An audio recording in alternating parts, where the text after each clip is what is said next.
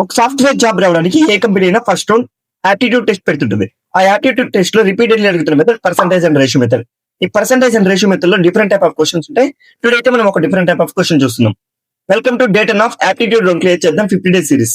So today question, A bucket contains 30 liters milk and water in the ratio 3:2. How much milk in bucket?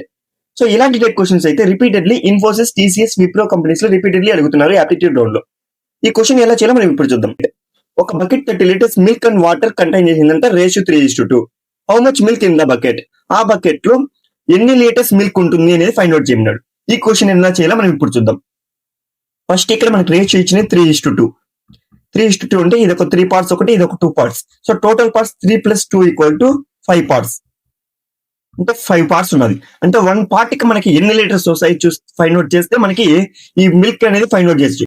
So first ఇక్కడ total 5 parts ఉన్నాయి. Litres వచ్చి 30 liters ఉన్నాయి. So 30 / 5. 5 1s are 5 6s are = 6 liters. 1 part = 6 liters.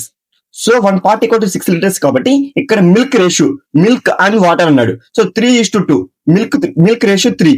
So 3 × 6 = 18 liters. 18 liters milk అయితే ఆ bucket లో ఉన్నది. Date and practice question. ఈ question కి అయితే మీరు ఆన్సర్ అయితే కామెంట్ చేయండి గైస్.